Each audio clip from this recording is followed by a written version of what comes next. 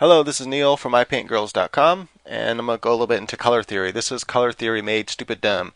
It's just bringing down color theory in a very simple way to where anyone can understand it, anyone can use it, and your paintings will start looking better, your comic books will start looking better. Let's say clothes that the color schemes you choose for characters to wear, like their clothing, will look better and this sort of thing. Yeah, I think it'll help a lot if you don't have a grasp on this yet. So here's two different color wheels that you can use. I prefer this color wheel personally because I think red and cyan look a lot better together. I think these complementing colors are the ones that are opposite on the color wheel. I think they look a lot better than these ones. Christmas is ugly. Red and green. Oh my God. And red and blue I think are ugly too, like Superman. Those bright primary colors just don't look good together in my personal opinion. But red and cyan look pretty good together in a painting. Okay, so anyway, I'm going to put my opacity to 50% here on my brush, and I'm going to show how color theory works. So first I'm going to show color combinations, how we get all the colors of the wheel, how we get all the colors in general that exist. And then after we have all the colors that exist, how do we get different color schemes, like what looks good and what doesn't look good, and how to remember that in some basic way where it's not overly complicated. Alright, so the first thing that we have to do then is using primary colors. I'll use red, and I'm going to put red up here by clicking twice. Oops, I don't want to cut colors out. I'm going to put blue down here and yellow over here. These are our three primary colors. From these three colors we get all the other colors that you can imagine. In paint it works very well. When you mix blue and yellow together with paints that you buy, true blue and true yellow, you'll get green. But on Photoshop you won't get green for some reason. I don't know why that is, but I'm sure there's some reason. Probably has something to do with the way Photoshop or a computer registers color. Anyway, it doesn't work on ArtRage either, at least not the version I used. And I don't know if it works on Painter or not. I haven't tried it in a long time. Alright, so the first thing we do then is you start adding the primary colors together to get your other secondary colors. So what you do is you add red and yellow, and you get orange. Bam. So now we have an orange color, and you can see it's pretty close, it's pretty pure, pretty in between the two, so Photoshop does a decent job with that color. Then we can take red and blue, and we get pretty, decent. It's not quite as saturated as it should be way up here, to get a nice pure transition between these two colors. But you can always go here and get any, colors that are exactly in between, so you don't have to worry about the limitations of Photoshop. Watch what happens when we try blue and green. We do not get, or blue and yellow, we do not get green, we get some weird gray color. So it doesn't work for some reason in Photoshop. So what we would do is we just manually throw green there like that. Oops, I gotta make that green. So we have to manually throw green. This means if you ever want to mix, I don't know why you'd ever really want to do this because it's kind of ugly. If you ever want to mix a transition from blue to yellow, you can't just paint with Photoshop. You can't just do this. You can't just throw down your blue like you normally would. I need to go back to 100% opacity, and then throw your yellow in here, and then start mixing those colors. Because what will happen, as you see, as you try to mix these colors together, is you get this ugly kind of brownish gray, this muddy. It's yuck, and that's not what you want.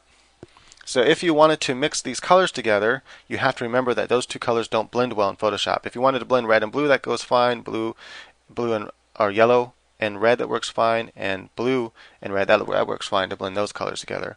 Whenever you're blending colors that are close on the color wheel to yellow and blue, I recommend you might want to do it manually. So what you want to do is add your blue in there, then you want to add your green, and then you want to add your yellow. And you can then begin to blend those colors together, like so. And then you'll have your transition from blue to yellow. Again, it's an ugly transition, I think, with the primary colors, but hey, you never know, you might have a need for it someday. Now you can then further begin to mix these colors. I'm going to go down to like 25% this time, or 29, it doesn't really matter. Grab this color and put it there, and then grab red and put it on, and depending how much red you put on there, you'll get a different kind of color. And you can do the same thing for red and orange, and the same thing for yellow and this color. That kind of orange, what is orange? I should probably maybe add one more to that. Same thing with green and blue. get kind of a blue-green. Same thing with blue, and this violet, or as people call it purple, but it's not really purple. I think magenta is more like real purple. These are the two colors that are hard to make with Photoshop. You can do it with using weird blending modes, but it's better just to use them. They're already there on your computer as kind of like primary colors, so you might as well just throw them there when you want to use those particular colors. Now, I don't recommend trying to mix colors because Photoshop doesn't mix colors well anyway. I don't recommend trying to mix and make your own colors, but rather just to go grab a palette. There's tons of palettes to choose from online that work great. So before we get into color schemes, that's pretty much all I'm going to talk about with color theory as far as color combinations. I'm not really good with oil painting mixing, and so I would recommend go to someone that's really good with oil painting if you want to learn how to mix rich colors on oil or watercolor. Watercolors mix very differently than oils, so whatever medium you want to paint in traditionally, then you might want to go and learn from a master that knows what colors mix together very well and how to get all these cool pretty colors together on canvas, because that's very important. With Photoshop, that's not so important. You just grab some cool colors and paint with those pure colors on your palette, and try not to mix them too much and muddy them as you're painting with them. Right, so now let's get into color schemes. I want to show two websites here. Let's see. I'm going to pull this over here if I can show you these two websites. These are great, useful websites for artists. The first one here is Color Scheme Design. You can see the website up here if you want to go to it. So it's colorschemedesigner.com. So here you can choose a mono type color scheme, which is going to just be different variations of that one color. These are the different kind of color schemes. Monochromatic. A monochromatic color scheme is that one color, let's say blue, and it's a bunch of different shades of blue. Then you have analogous color scheme, which is a little bit different. It's colors that are close on the color wheel together, so they're not exactly the same color. And you can really just get away with using two colors like this. So it's you can make it monochromatic would be a bunch of different shades of green. Well, instead of using just a bunch of different shades of green, you can use a bunch of different shades of green and a bunch of different shades of the color next to it on a color wheel, and that will kind of spice up a monochromatic color scheme. Sorry, it's like tongue twisters. And what those help you do is just add some variation to the monochromatic. So there's a bunch of different variations in between the different kinds of color schemes. Next is the complement, which is the opposite on the color wheel. So complementary colors means on the color wheel, these are the opposite colors on the color wheel. And as I was showing you before, there's different color wheels. So you can use a complementary color here on this color wheel or on this color wheel, and you can just choose whatever color wheel you think works best for you. But I'm going to show a really simple way for all this to make sense in the brain without getting all overly complicated. So if you just want to get some colors together, you can use this website and just pick colors on here, and it does a really good job of picking, and it shows you the overall kind of like how it should look in a design, like on a website. This should be accented colors. This should be the majority of the color on the site. You can also try reversing that if you want. Make this majority of the color and this the accented color. But you really don't want to just do half and half. It won't look quite as well. If you're doing a painting, you want this to be the majority of the color in the painting and this to be the accented color. And then you can just pick any colors in here as you twist around and see what would work good for complementary colors. You can also do triads, and you can just try these different ones out to see what kind of different color schemes pop up and see what you like and what might work for you. It's good for coming up with cool outfit color schemes for comic characters and stuff like that. It's also good for coming up with background color schemes, which is overall color scheme for the panel or for a painting or whatever it is you're doing. Right, let's go back. I'm going to show another website. This one here is called colorcombos.com. So I think the most useful thing about this, you can pick like a particular color, like let's say aqua, and then scroll down, and it'll show you some different combos with that color. And so you can also type a color. You can choose a color from online, and then see what it might look like. I just grab website colors with a URL, and then see different color combos with it. You can also search for a color here, and then see different color combos with it. You can also go to the color library, and just see a bunch of different colors by page, different color combos. This is really great for design purposes like logos and website designs. It's also really good for color schemes for clothing that comic book characters are going to wear. It can even be good for, painting. You can make an interesting painting based on some of these color schemes. Right, so those are the two sites for color schemes. Now let's get into how do we make color schemes simple. So we have these different color schemes. How do we make them simple? So you have monochromatic, all one color, different shades of that color. So some darker blue, lighter blue, like that. And then I'm going to show an example then of something that might be it's not really monochromatic. It's more monochromatic with a slight touch of complementary color, just kind of warm colors. And let's go here. I'm going to show one that's more monochromatic. I think I have one of my favorites here on my Deviant account, probably back on page 1.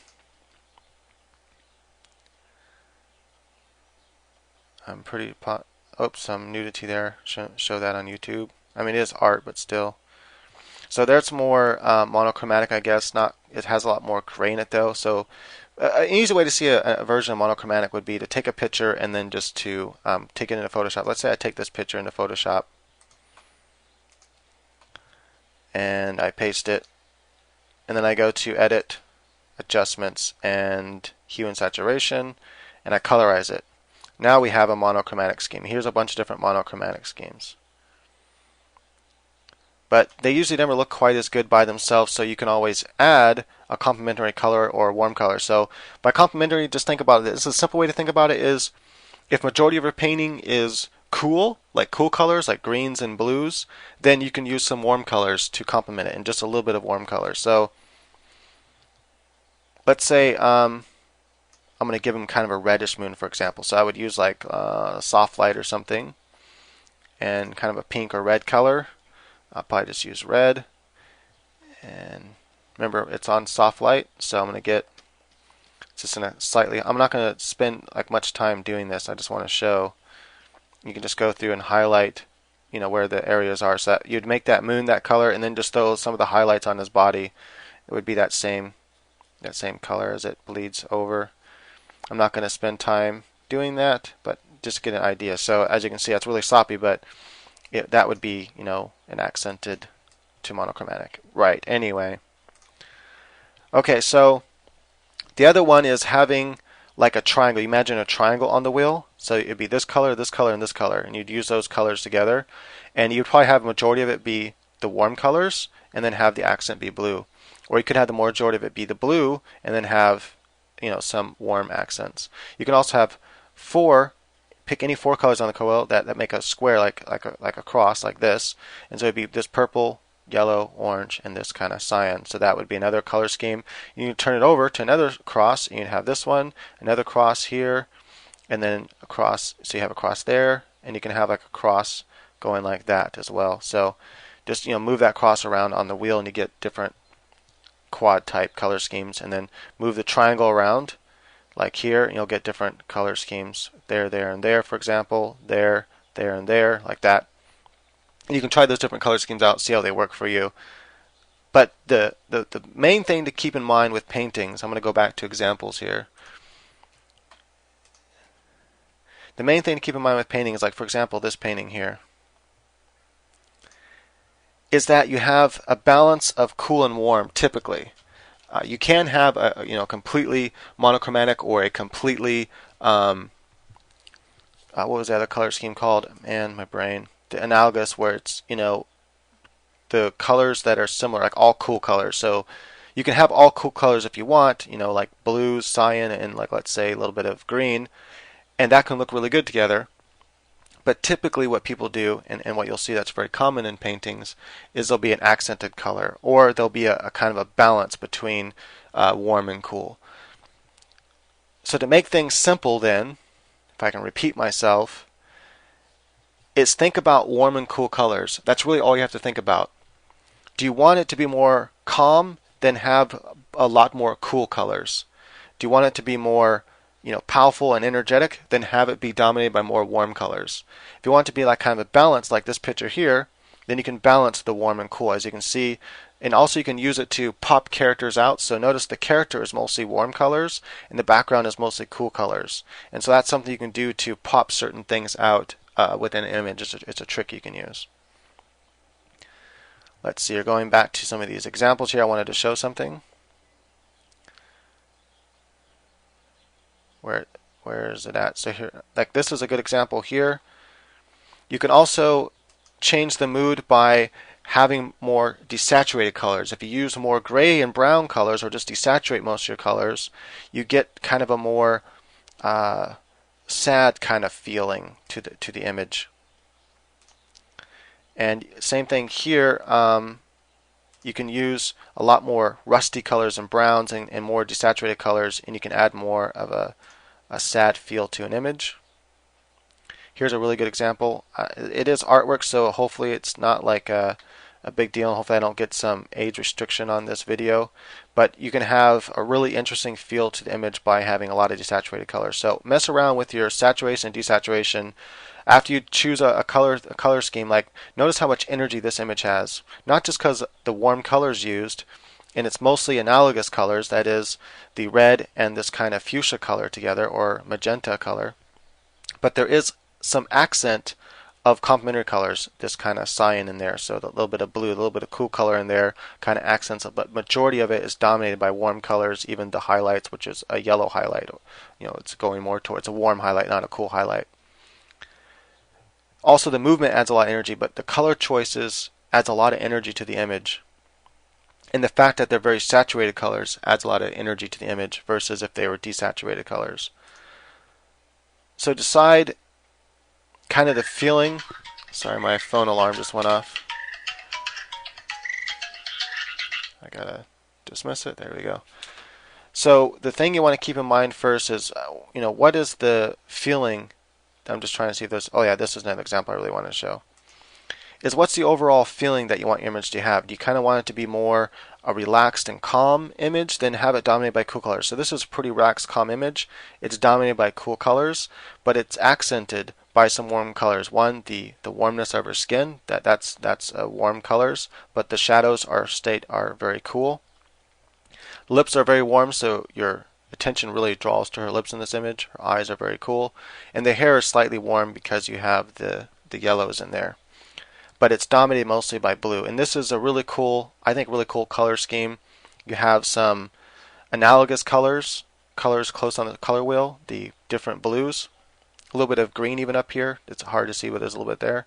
And then you have the complementary being her skin tone, being the warm and the hair, and so it adds this really nice, overall feel to the image. But nonetheless, it feels like it's dominated by the cool colors, which gives it more of a relaxing feel. If you want it to be more energetic and powerful, I would try making it dominated by the warm colors. Typically, it seems the background makes a big difference as well. That is, if you have the background dominated by warm colors, and then you have kind of muted colors that are warm muted colors, that is more saturated colors or desaturated colors, making up the character in the foreground, it's going to make the character kind of seem calm and the background really energetic. And so you can mess around with these different kinds of things in your mind and put them together in different ways. But the main thing to keep in mind is that you want to produce a certain feeling. So do you want it to be more sad? Probably go with more desaturated colors. You want it to be more happy? Probably stick with more saturated bright colors, more warm colors as well. If you want it to be more calm, stick to the majority of it being cool colors. You want it to be more exciting and energetic, stick to more warm colors. You want just kind of something balanced in between, or do different tricks with and try more of a balance between the warm and cool colors. But basically, it's warm and cool colors that you're going to be working with. That is, you're going to be complementing warm and cool colors. So you don't have to pay so much attention to, what's the opposite of this color that's dominating my picture. Just know that warm and cool colors complement each other and they go good together. So if you have some cool, interesting warm colors in the picture, add some cool, interesting cool colors in the picture and see if it works. Right, so another thing about color theory I wanted to get into was with the painting of skin and of objects in general. So what will happen then is, let's say you have, I'm going to use, cancel. I must have made another brush. Yeah, I'm going to replace him. What the heck? Okay. I need to use my mouse because my pen's just not working right. I have something called M brushes, I believe. Where are they at? There they are. Oh, they're not even there. Let me push pause. Right, so as a general rule then, is if your light is more warm, like outside warm light, like on a sunny day, then your shadows are going to be more cool. And if the light is more cool, your shadows are going to be more warm. This is like a general rule, and it really does help. And you can also it's just cool for artistic reasons to change up your lighting and your shadows. So, for example, in this, the shadows really take a lot of the background color. So the shadows are very blue on her skin, as you can see, taking up a lot of blue, and the highlights are very yellow. And so wherever there's highlights, it's really changing the skin color to have more warm tones. So you start then with your base color. So let's say I want to make a ball here, and I want it well, let's say I want it to be kind of skin colors, right? Since that's really one of the hardest things to paint is skin color. So you put your base color in there. I'm going to paint my base skin color into the image like so. I'm going to zoom in a bit here. I should probably use something with a more hard edge to do the base shape, but oh well. The general idea will be there. Now I want to use kind of a more. I'm going to take that color and I want to just kind of push it more towards the warms, and that's going to be my highlight color. I can also be a lot more warm with it and just flat go with yellow to start with, and then I can light it up some more. So that's going to be my highlight. That's where the light's going to be coming from. I want to use kind of the background colors for the shadows. I want the shadows to be more cool. I can also just pick that color, make it a little bit darker, a little more saturated, desaturated rather, and pick kind of more of a blue tone for it, like so. And I'm going to shadow this part of the ball. I'm going to kind of bring in those colors like this. And I actually want more of a purple for the shadow. And I want it to be a lot more desaturated and dark like this. So it's more of a shadow color. I gotta really push that color out there.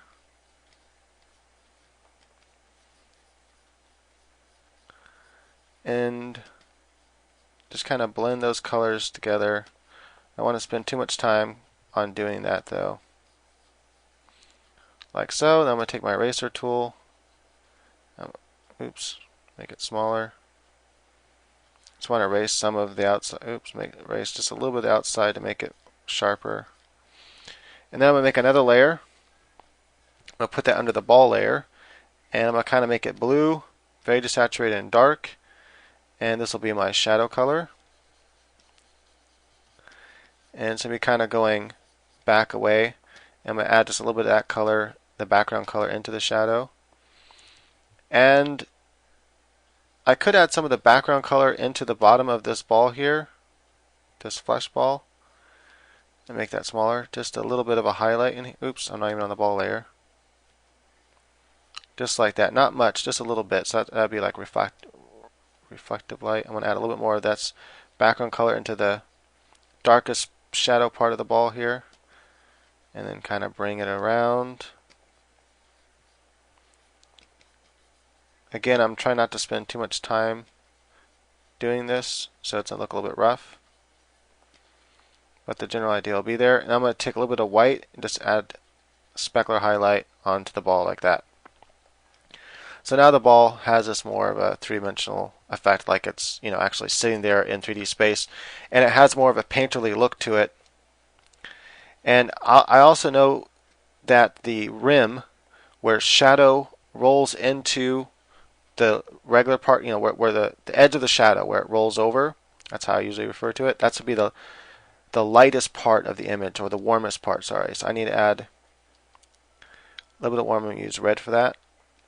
And I'm just going to slightly put that edge there. I usually do this with soft light brush, but I'm just going to add a little bit, rolling over that. Really blend it in so it just like a slight warm edge there. I probably could save a lot of time if I would have just stuck with doing a soft edge like I usually do. Or not soft edge, excuse me, a soft light brush. I'm just kind of fading some of those colors out. Fading some of that highlight out into it some more.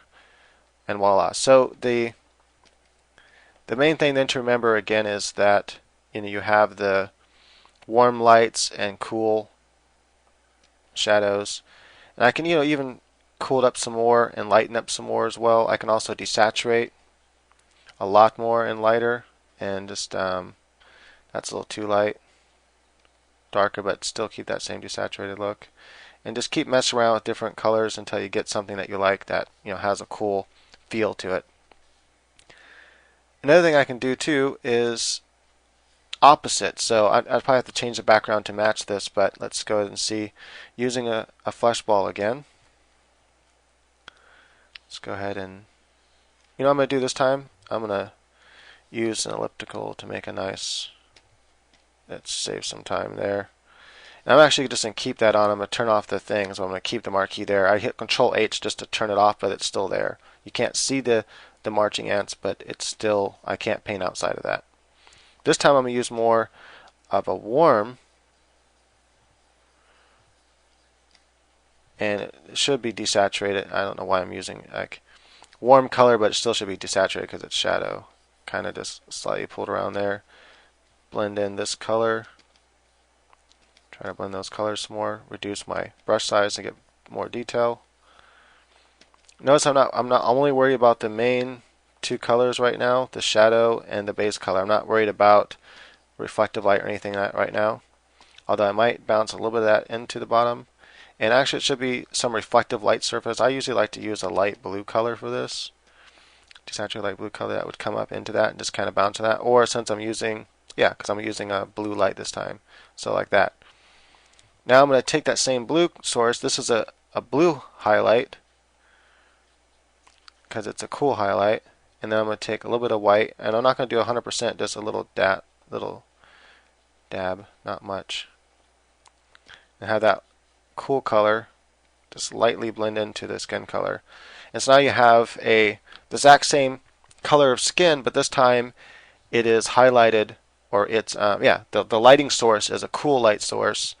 And so you have this kind of cool reflective light bouncing into there. And I have warm shadows. And I could also make the rollover part even more warm. First I'm going to take this. I need to go back to the right layer. I want my shadows to be a little bit darker. And then that warm part I can go with a little bit of a soft light brush and just kind of paint the warm rollover part if I wanted to have it more. I don't have to have it that bright, but that's probably too bright, whatever the idea is there. Then I would take my shadows now, and I'm just going to use black. And I don't know why it's, oh, wait, hold on. Oh, that's right, the marquee's still there. Sometimes I forget about that when you do that Control H trick. I'm going to just slightly blend it out like that. And then I can add a little bit of this background color into the shadow so it's not completely black. And then kind of blend it out like this. And there you go. Now you have a sphere in 3D space with same skin tone but using different lighting sources. So mess around with your lighting sources. Try to paint your subject matter with a light source. That's a cool light source, I meant. And then with a warm light source, and see how you get the differences within the painting. You could also try really weird stuff like painting with like greens, like almost fluorescent greens, to make a lot of the transitional, the fold over transitions, and then use kind of yellow highlights with that, and then maybe kind of cyan kind of shadows, and you can get really interesting effects by just experimenting with different stuff. So one thing I typically like to do is use the majority of my background color for my shadows, and just kind of, that's how I bleed that into all my characters and their clothes and everything. I bring the background color into the shadows, and I mainly use background colors for the shadows. So for example, if I were to change the background here to more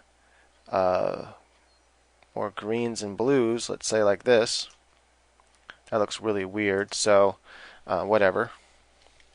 I'm going to make a kind of a greenish color for that main color, and I'm going to use a little bit of a highlight yellow there.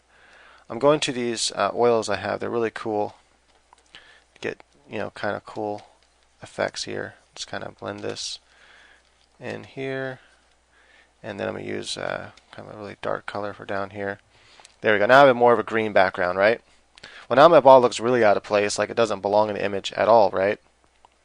So what I'm going to do is first I'm going to take the ball and I'm going to go to hue and saturation. I'm going to give it kind of a main orange color like that.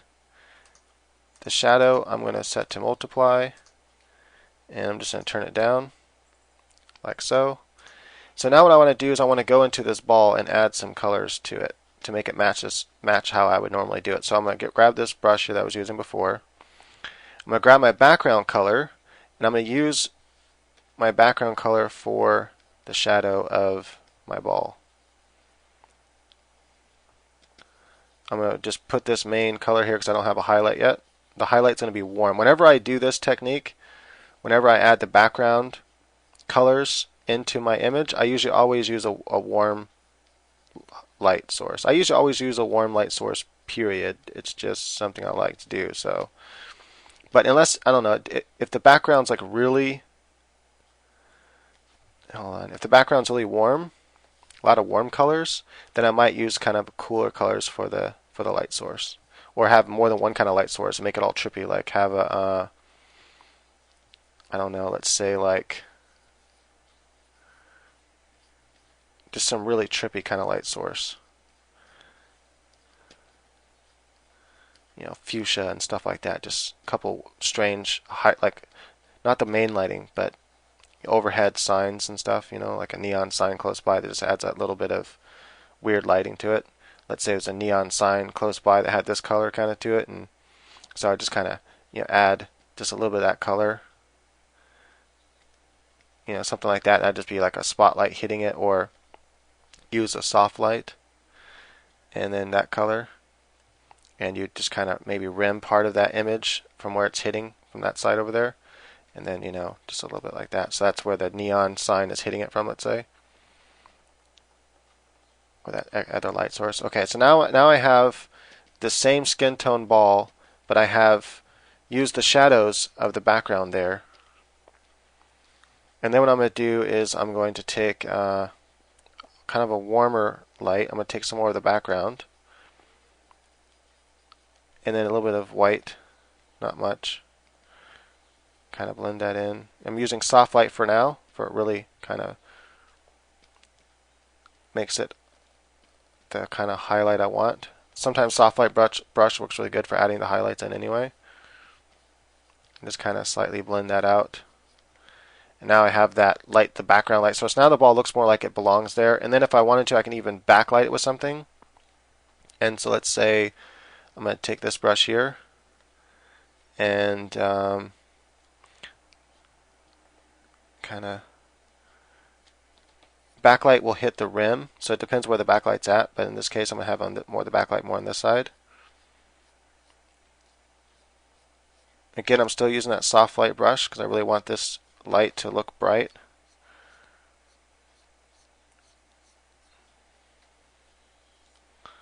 Now I'm going to go with white now. And this is where I could have some weird kind of lighting system. And I'd have to add it in. Oops, I should go back to normal. I should have it somewhere in the image to where it's easy to see. Like let's say over here, I had something in the image over here that had this kind of color to it. I'm going to go to overlay, if I can really add that brightness, some soft light. So let's say I had something, I don't know what it is, but something over there and it has this kind of color to it. Add some neonness to it.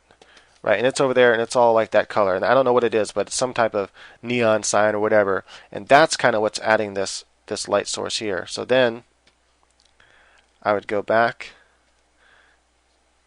and I would have to redo it. And one of the easiest ways to do that would probably be to go ahead and re-add this. I'm going to go to transform it. I'll just pull the edges like this, kind of center it and then pull the edges, and you should get a pretty good marquee there. I'm going to just move it just a little bit so I can get it where I want it. I just really need it on that side. I'm going to disappear it, Control H, but it's still there.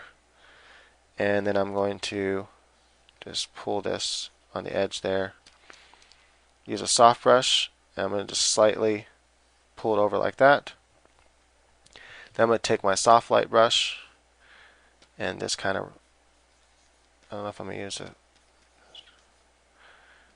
I'm debating whether I want to use that rough texture or not, but I think I'm going to. Something like so.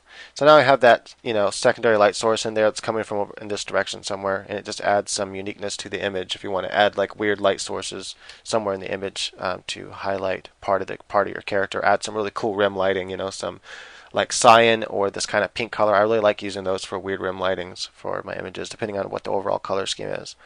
All right, so hopefully this gives some ideas. I know the tutorial is kind of long, and I wanted to just keep it simple so it doesn't get overcomplicated, because you really don't have to make it complicated. You just kind of feel the warm and light colors within an image and make them work together for you. I really don't think that pink color really works with this green personally. I would have to have more of a blue background for that to work with it, but I could change the light source to more of a cyan would look better. But anyway, I was just demonstrating. I like that pink color, so I wanted to demonstrate it, and these were the colors I had laid down for right now. And so anyway, mess around with using the light and cool system, and whether or not you want to be mostly cool or mostly warm, or not light and cool, I meant warm and cool system, mostly cool colors or mostly warm colors. Again, the warm colors are on this side of the color wheel, and maybe I can go ahead and get rid of that for a second. So this is kind of a neutral color. It's not quite, these two aren't quite warm. They're not quite cool. They're kind of in the middle. These are your warm colors. These are your cool colors. That's the basic concept there. And so if you have mostly cool colors in the image, we might want to splash some warm colors in there and see how it looks. Mostly warm colors, want to splash some colors. Try mixing the two, so more of an even balance. And the stuff I talked about already, I'm just kind of repeating myself or recapping what I've talked about.